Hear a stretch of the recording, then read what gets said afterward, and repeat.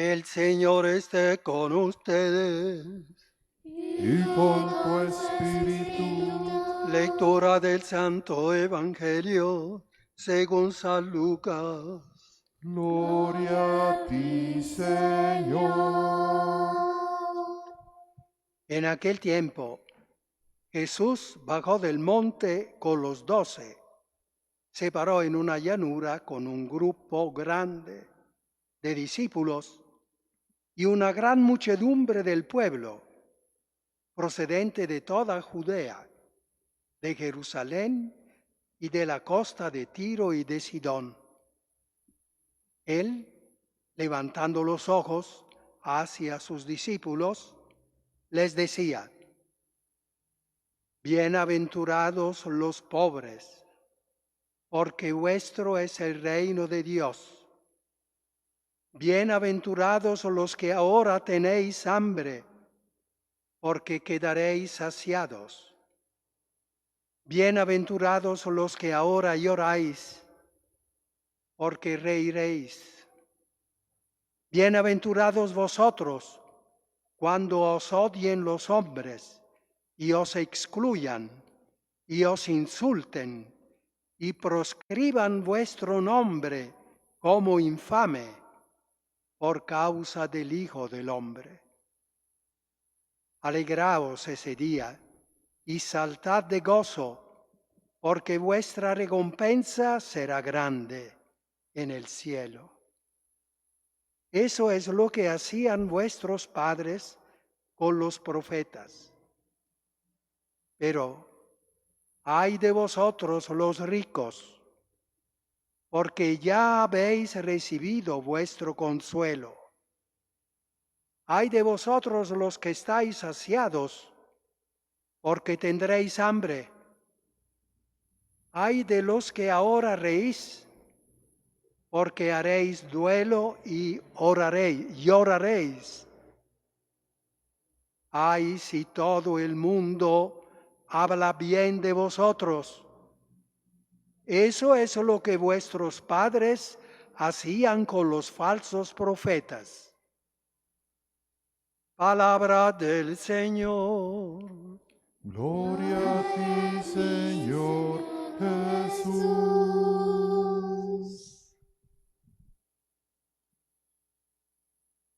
Bienaventurados los pobres.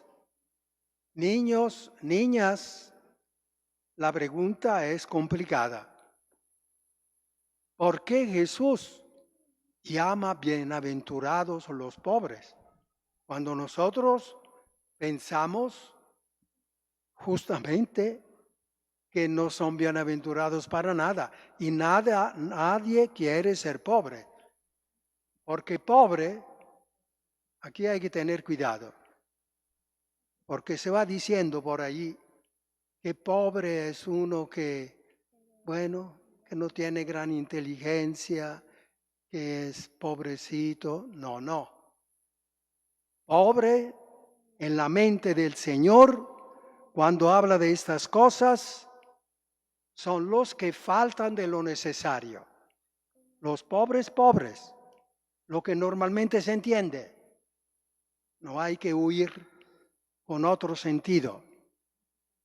Que otro sentido tengan cualidades y virtudes, bien. Que los humildes, sí, pero los humildes no son los pobres. Los pobres son los que faltan de lo necesario. Claro que también los pobres tendrían que ser humildes. Eso son virtudes que todos tenemos que tener. Pero pobre significa aquel que falta de lo necesario para vivir. Recordemos el juicio final. Ahí Jesús, ahí sí lo dice más claro todavía. Tuve hambre y me dieron de comer, entren al paraíso.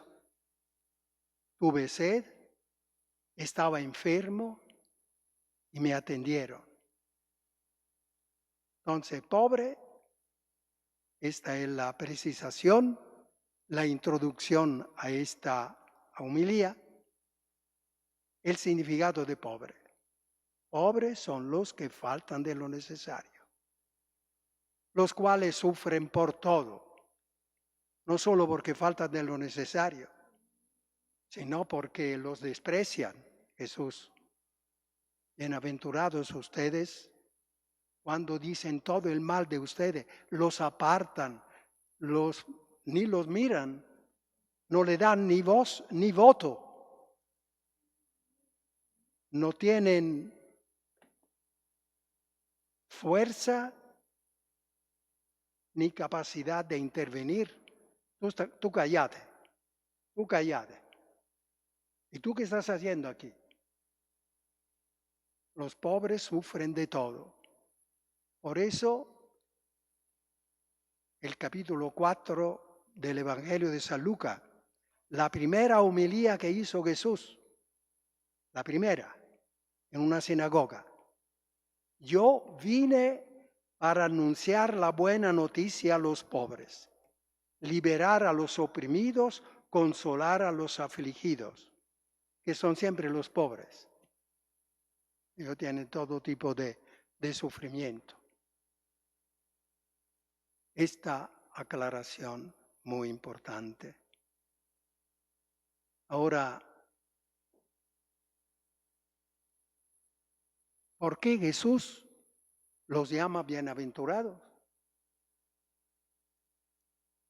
Porque en realidad ser pobre es fruto del pecado, es fruto de una mala organización social, ordinariamente.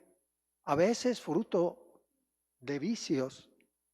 Entonces no es bienaventurado el pobre. Bienaventurado no porque es pobre, sino porque de él es el reino de Dios. Por el motivo es bienaventurado por el premio que tendrá. Es como cuando un niño tiene el hermanito enfermo y ve que la mamá y que le lleva cositas y que lo consuela y que lo acaricia. Entonces el hermanito va con el hermano enfermo y le dice, yo también quisiera estar enfermo como tú, porque así la mamá me visita y me trae las cosas. Eso. No porque uno es enfermo, sino por lo que tendrá a raíz de estar enfermo.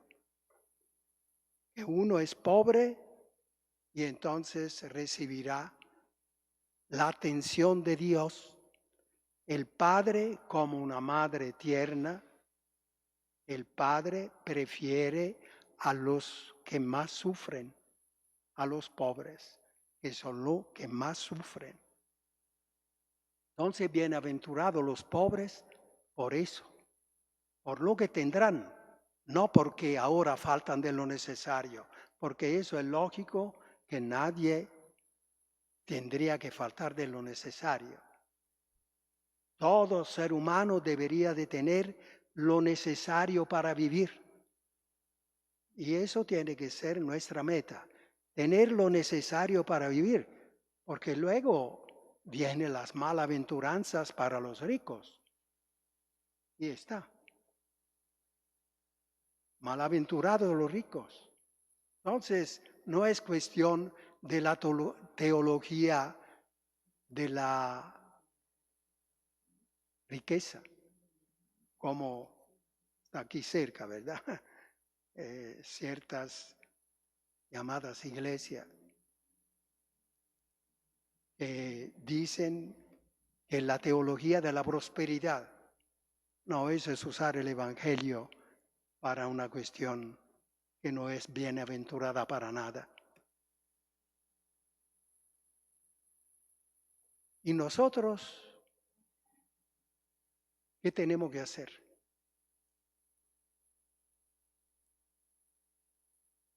Hay 3 formas de caridad.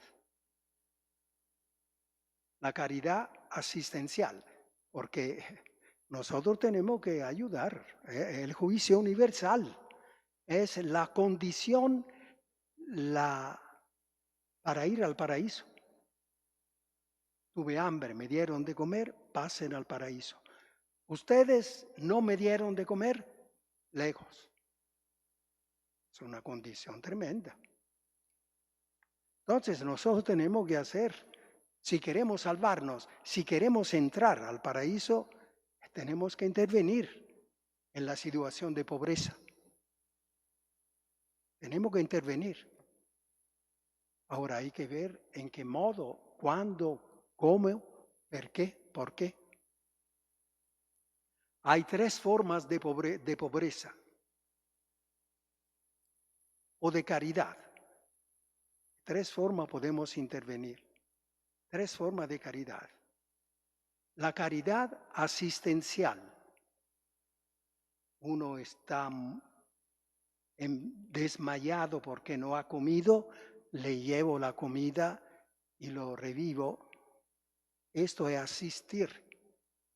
Uno que está en extrema necesidad y le doy allí nomás algo para que reviva. Lo asisto. La forma asistencial es breve, es momentánea, es personal. Se trata de dar algo. Nosotros lo llamamos limosna. Vea un poco la palabra, ya no suena bien. Intervenir y ayudar en lo que se puede, momentáneamente. Asistencial. Caridad asistencial. Intervengamos así. Si no podemos de forma más eficaz. Porque esta en realidad no es tan eficaz. Porque hoy le doy de comer, pero mañana ¿qué? Dentro de un mes ¿qué? Sin embargo, algo es algo. Y eso es a veces lo que uno puede hacer. Pero hay otra caridad. La caridad promocional. Te doy trabajo. Te hago que tú mismo te provees del pan necesario para vivir con dignidad. Te doy trabajo. O te enseño un oficio que te dé la posibilidad de encontrar un trabajo. Esta es caridad más importante que la primera. O sea, ¿por qué? Porque lo ayudo a uno a tener lo necesario no solo por un día, sino por años. Por eso lo promociono. Caridad promocional. Pero hay una tercera caridad que es aún más importante para los que lo pueden hacer. La caridad institucional. Hacer una sociedad justa. Una sociedad que tenga el seguro para todos. El seguro de las enfermedades, contra las enfermedades. El seguro de estudio para los muchachos que tienen que estudiar, la muchacha que tiene que estudiar. Pero estas cosas vienen de leyes, vienen de organizaciones. Es una caridad institucional, es la más importante. Porque uno provee lo necesario a millones de familias con una ley bien hecha. Si lucho para que se haga una ley bien hecha, yo doy de comer a millones. Por eso es la más importante. Eso lo hacemos cuando vamos a votar, según si lo hacemos con conciencia, porque a veces lo hacemos sin conciencia.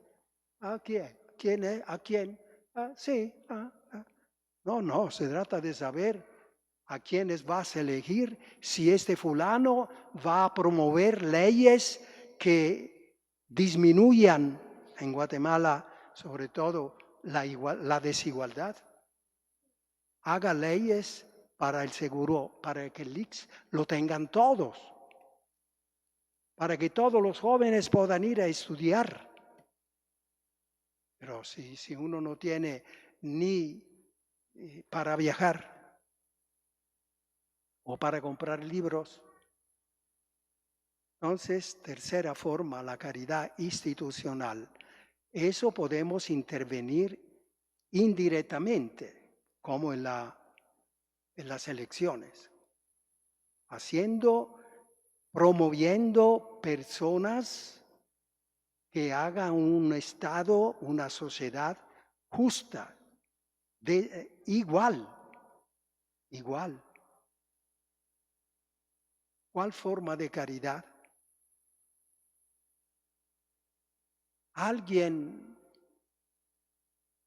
He oído que critica Madre Teresa de Calcuta, que ha pasado 50 años con la caridad asistencial. Caridad asistencial. La critica porque dice, hay algo interesante. La critica porque dice, ella cuidaba de los pobres, daba de comer a los pobres, pero luego se codeaba con los ricos, y los ricos, por dar la limosna, aunque sea de millones, por dar esa limosna, seguían una institución de Estado, una sociedad injusta. Y a veces eran aquellos que mandaban y entonces mantenían una sociedad injusta que producía pobre por millones. Hay algo interesante claro, a Madre Teresa no se le puede reprochar, primero porque tuvo ese gran corazón, segundo porque en ese tiempo todavía no se estaba en ese tipo de reflexiones, digamos, de este tipo. Pero ahora nosotros sí, ya estamos un poco más adelantados en la reflexión y tenemos que tomar en cuenta eso. Y no hacer nunca que alguien, por dar una limosna, se convenza que irá directo al paraíso cuando tiene millones y da 100 quetzales. Buena limosna. Y con esos 100 millones que tiene, mantiene con todo su poder una sociedad injusta que produce millones de pobres. En este sentido, la crítica se hacía. Pero como digo, no se trata de reprochar a Madre Teresa. Pero es algo que hay que aprender, que la sociedad tiene que estar clara en todos estos términos. Si no, confundimos. Si no, es como los narcotraficantes que ayudan a construir una iglesia, pero luego arruinan millones de muchachos, de muchachas. Eso no es ninguna caridad. Eso, construir la iglesia, es un pecado. Porque se usa para pecar mucho. Entonces las cosas hay que mantenerlas en claro, ¿verdad? Pidamos al Señor la gracia de saber intervenir, de saber usar la caridad, pero lo más importante es tener la compasión para los pobres, para todos los que sufren, pero los pobres, hemos dicho, sufren por todo. Entonces son la primera persona a la cual debemos de tener esa compasión activa, que interviene, que ayuda.